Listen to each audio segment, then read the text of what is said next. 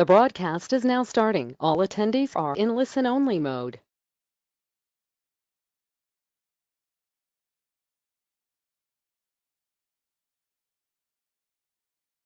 Hello, everyone. Welcome to Unanet.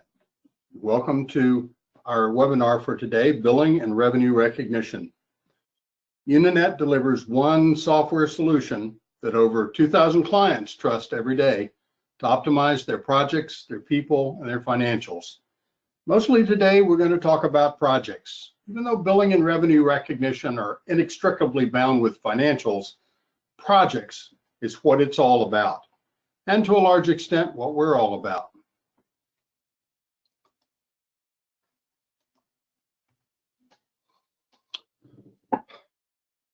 Unanet covers all of these areas of your operations, from planning to execution to monitoring, invoicing, and accounting.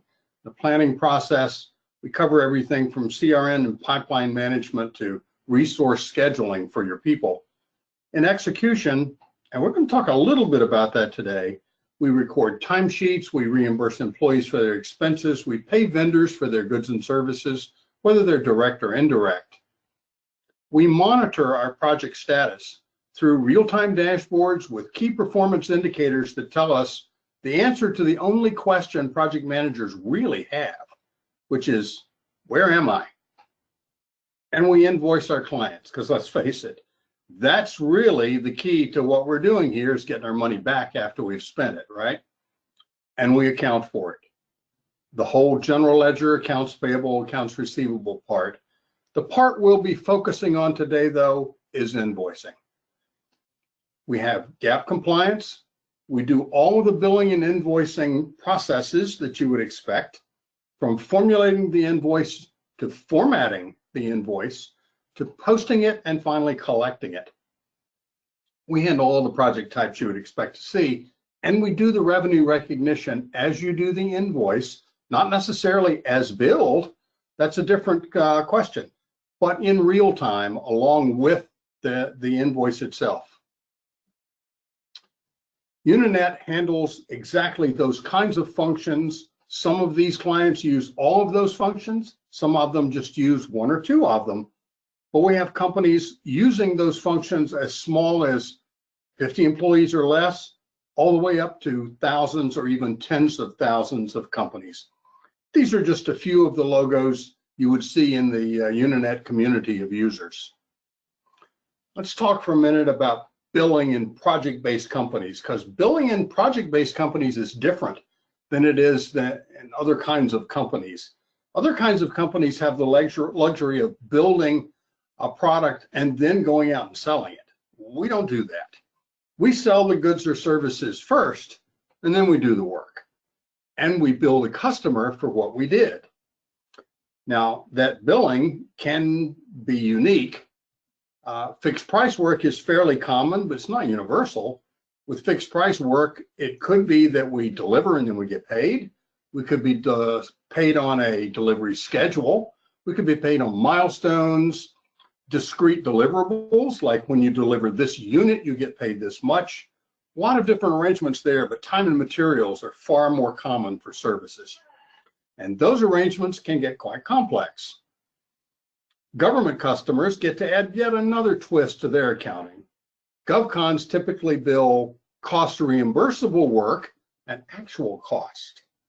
The federal government does that, and I don't know of a real equivalent in the commercial world. That billing is often as the work proceeds, week by week or month by month, and the customer, in this case the government, has the right to come in and audit those costs after they're incurred, after they're billed, and adjust their payments to you retroactively. Kind of a unique environment. Unanet was designed to support project-based billing, all the scenarios we just talked about, out of the box. No customization, nothing unique. It simply does all these things because it was designed to. Revenue recognition in project-based companies is also a little bit different. Frankly, in project-based companies, revenue recognition is actually easier than what I've experienced in product-based companies. Product-based companies, you're constantly trying to figure out how much value have I earned, what's my work in process, my WIP, how much revenue can I recognize even though the product's not yet delivered. In the services world, we tend to deliver the services first and then recognize the revenue after they've been delivered, which is, in a lot of cases, what GAAP is all about. And ASC 606 is certainly headed in that direction to very closely align the revenue recognition with the delivery and the earned value of the project. Unanet was designed to support project-based revenue recognition, again, out of the box. In fact, that's one of the first things we'll talk about in the next few minutes.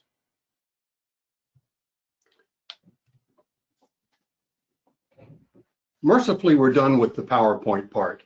This is Unanet. Welcome to the Unanet software world. This is our user interface. Down the left-hand side, you'll see a bunch of standard reports. This user interface, this particular dashboard could be as complex or as sophisticated or as simple as each individual user desires. Companies can provide all kinds of graphs, scanned reports to put on the user's dashboard or not, as you choose. Down the left-hand side, you see things like shared reports that users can run with a single click. Those are configured by the system administrator to run without having to put in criteria. But if you wish, you can change those criteria and then save your own version of it under My Reports and run your own version of any report in the system with a single click. So see it the way you want to see it. Across the top, you see all the different functional dashboards available to the end user. Now, some users will never see anything except time and expense because that's all they do in the system. Other users will see all these things. And the system is perfectly happy for you to work in as many of these different dashboards as you would like at one time. You simply open them in separate browser tabs, as I have here. I have a projects tab open, a time tab, an expense tab. I have an accounts payable tab open where I've recorded a vendor invoice. I have a billing report open, a financials dashboard, and even my admin dashboard. Now, most users will never see that admin dashboard. That doesn't even appear on the menu unless you have administrator rights. Before we get too far, let's talk about revenue recognition. In Unanet, revenue recognition can be as simple as billed. And certainly if you're coming out of the QuickBooks world, you're used to that. It's the only thing they really do. When you bill it, you recognize the revenue for it. But Unanet can also be much more sophisticated.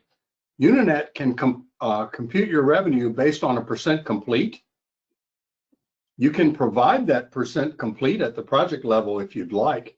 If your project manager, for example, is doing a physical estimate of work performed or value earned on a periodic basis, you could have that physical assessment reflected right here.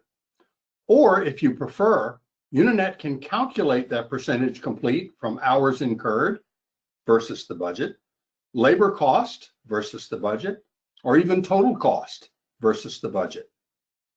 In addition, any project can have a task breakdown. That task breakdown might be quite sophisticated. It could have dozens or even hundreds of tasks. That task breakdown could go 2, 3, 10 levels deep. Every one of those tasks can have a value. It can have a percent complete. It could be calculated. It could be physically assessed and specified. It could be calculated on a different basis from task to task. So that revenue recognition can be as sophisticated as you'd like for it to be, or as simple as you'd like for it to be. And in between, you have choices like a fixed schedule, a delivery schedule, if you have deliverables, a milestone schedule, and you can connect both billings and revenue recognition to those schedules if you choose.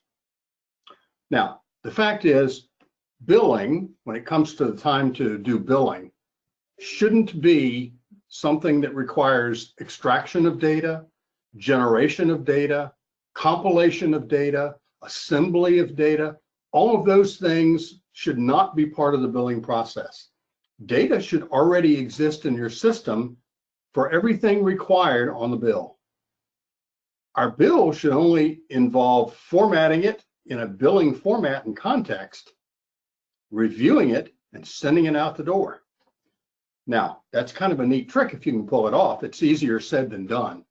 But the reality is, once our timesheets are entered by our employees, and they tell us what they've done and how much they've spent doing it, and we post the labor cost associated with that timesheet, and once our employees have asked for their cost reimbursements for their expense reports, and the expense reports have also been posted and turned into AP vouchers to be reimbursed to the employees, and our vendors have submitted their invoices, we put them into the AP system, entered the AP vouchers to be paid to the vendors, then doing the bill should just be a matter of calculating it and sending the bill out the door.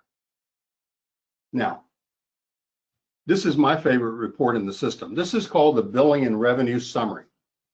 And this report's in 3 sections. I use this kind of as a control panel for the billing process. The left-hand section tells me all about the projects I'm about to bill. The right-hand section tells me about the revenue I've recognized to date on those projects. In fact, I have a column for recognized to date. The center section of this report tells me about the billings that I've done to date on those projects. And in the revenue section, I have a column for deferred. That's deferred revenue, or unbilled, you might call it. That is the difference between cumulative revenue and cumulative billings. It could go in either direction. It could be billings in excess of revenue. It could be revenue recognized or earned, but not yet billed, the transactions form not yet billed. In the billing section, there's also a column. This one's actually labeled unbilled, but this one's very different. This one is billings at the transaction level. So I'm going to do 2 things here before we go any further with the billing process itself, because I do want to show you just how easy billing can be once it's set up. I do want to show you how flexible the setup process can be. First of all, I'm going to take you to the admin section of our dashboards to set up and talk about invoice formats, because this is where a lot of project-based systems come apart. Most project-based systems have 1 or 2 invoice formats. They're a fixed format. They might have a separate format for each type of project, one for fixed price, one for cost plus, one for time and materials, and that's pretty much it. And then after that, if you want something special or you want it formatted a certain way, it's a matter of taking what the system gives you and putting it into a spreadsheet. Now, that's a lot of work, and it's manual. It doesn't scale up very well with volume. In Unanet, you can have as many unique invoice formats as you'd like to create. Best practice, in fact, is to have a separate invoice format for every major project. That way you can freely edit the invoice format without having to worry about whether you're changing the invoice for another project or not. This standard detail invoice here, I'll bring that one up, because the invoice editor gives you a preview on the right-hand side of what the invoice is going to look like. And you can edit that, like grouping invoices by task or grouping invoices by project. I'm actually going to group this one by project and save it, because I'm going to show you an invoice for in a minute that's 3 separate projects billed together on one invoice, and it's going to be separately subtotaled, and each invoice or each project will have its own header showing the amount of funding for that project and the amount remaining for that project and the current period invoice amount for that project. Every section of the invoice can also be formatted to your specifications.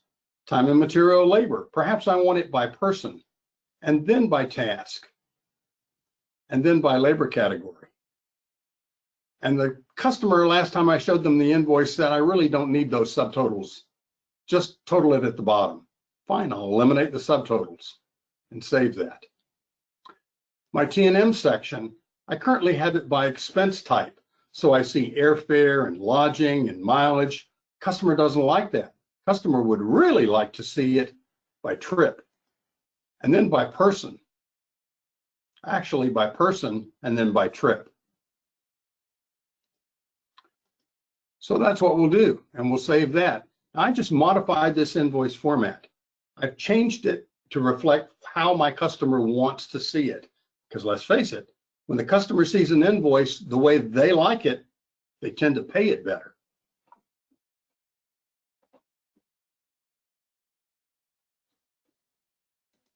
And you can have as many of these as you'd like.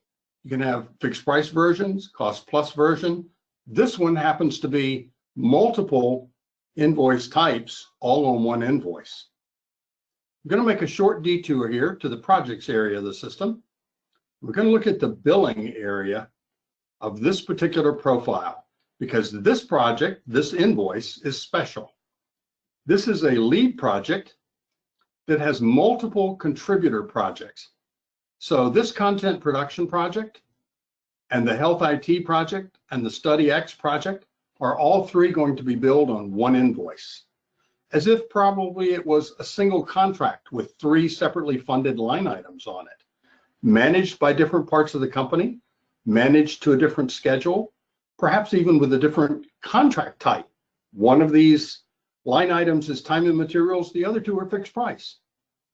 But I can put them all together on one invoice. My primary invoice format is going to be that standard detail invoice we just looked at.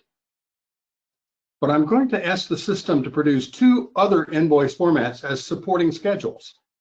These happen to be labor breakdowns, but instead of printing a labor report and collating it with my invoice, checking to make sure that it ties out to the invoice, I'll just have the system produce the supporting schedules right along with the invoice, all at the same time, so they always tie out. One last piece, I happen to be a subcontractor on this project, so I've set it up for email invoicing using my standard invoice transmittal message. I'm sending the email to my contact at the prime. I'm sending a copy to the project manager. It's always a nice touch. So the project manager knows exactly what went out the door and who it went to and when. I'm going to send a blind copy to my accounts receivable inbox, and I'm going to get a delivery receipt and a read receipt for my emails when they go out. And this is all non-recurring work. I don't have to come here and do anything. I don't have to come to my admin area and do anything with the format. When I produce my invoice, it's simply going to go out the door the way I set it up. So I'm going to go to my financials tab I have open here already. You can run a routine called the billing and revenue post. Just in the interest of time, I'm going to accept all the defaults, and we're going to calculate all the projects at once. It'll take about that long to do it. And I'm done. And now that billing and revenue summary report we looked at a minute ago, if you watch the unbilled column, when I refresh the report, the system has loaded that unbilled column with all the transactions it found out there that were billable through the current period for these projects. And I can drill down on any one of these. This content production project, for example, the one we looked at a minute ago, I can drill down on this unbilled amount and see every labor transaction that hit this project, how much that labor transaction was worth. I can see the different elements of cost and the expense reports that hit the project. But as useful as this can be to do account research, that's a hard way to look at a bill. So I'm going to go to the invoicing area again and actually generate some formatted invoices. Now, I'm just going to do them all at once. This content production project, remember that one is 3 different projects on one invoice. If I drill down on this one with the magnifying glass, it'll show me which 3 projects they are. I'm going to generate the formatted invoices. It takes about that long, and there they are. And now I can take a look at this content production invoice just by drilling down on that magnifying glass to preview it.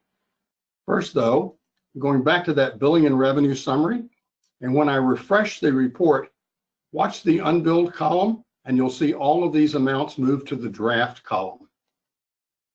And that's just because I've taken that unbilled data and formatted it onto a draft invoice. And there are those draft invoices. If I click on the magnifying glass, it will drill down to an invoice preview. And I can see, remember, we changed the sort here to be by person, and then by task, and then by labor category. It shows me the hours, the hourly rate, and the dollars. This is on a time and materials basis. There's the total for my T&M labor. And here are my T&M expenses. User Charlene made a trip to San Diego. Looks like user GW had some local travel expense in New York City. I'm going to drill in there and look at that. I don't remember authorizing those for GW. We'll see what that really was. I also have a little bit of a problem here with GW in general because the customer doesn't like him. They don't want to pay for him. I think probably my project manager can get the customer past that little problem, but in order to get this invoice paid, I need to take GW off this invoice. There are my two fixed price line items. Notice the funding and remaining value for those line items is shown on each one in its header. Each one has its own unique header, and each one has its own unique billable amount with the total amount for the invoice. 980, what is that? 968,304 and change. Remember that 11,671 for labor, because that's going to change here in a minute. For that matter, so is the expense. Now, I can't edit this invoice from this screen. This is a read-only screen. I can produce a PDF from it, but what I really want to do is go into this invoice in the edit mode. So I'm going to click the pencil and go into the invoice in the edit mode. And now I see the same preview, but I have an edit menu down the left-hand side over here. There's my T&M labor section. If I click on that, I can drill down to the actual transactions. And just because I can, and it's kind of cool, I'm going to sort this table by person. And I'm going to go find GW. There he is. And I'm going to select those two 8-hour transactions of his. And now that I've selected them, I have two choices. I could defer them, or I can write them off. Now, I don't really want to write them off because that's going to adjust my revenue. And frankly, I think I can get the customer to pay for those 2 days of GW's time. I just have to talk to him first. In the meantime, though, I need to get an invoice paid. So I'm going to defer them. By deferring these, I'm going to take them off the invoice. And if I go back to that billing and revenue summary and click refresh, watch what happens. That amount came off my invoice and went back to unbilled. If I click on the unbilled amount, there are those two transactions for GW sitting in unbilled. The system will never forget about those two transactions. It will try to bill them again next time I generate invoices. If I still won't let it go, then it will try again the next time, and it'll keep trying until I either bill out those 2 days of time or write them off. It'll never let them fall through a crack. Once I'm done with the labor here, I can go to my T&M expenses. And where is GW's? There's GW's transactions. And what are they? I don't think, if the customer doesn't want to pay for GW's time, they're certainly not going to pay for his mileage. I'm going to defer that as well, at least until I can get the problem with the labor sorted out. So I took those off the invoice. And again, that will show up in my unbilled on my billing and revenue summary. Finally, I have a sneaking suspicion in my fixed price area that I have a couple items here I shouldn't be billing for yet. Yep. See these two items labeled 2-1? Those are fixed monthly billing amounts, but it's billing for them at the beginning of the month. What that means is I set up my billing schedule wrong. I should have billed them at the end of the month. That's one of my options. I can go change that schedule, but for now, I'm going to take these off the invoice. It'll bill them again next time, which will be my February invoice anyway, and that'll be okay.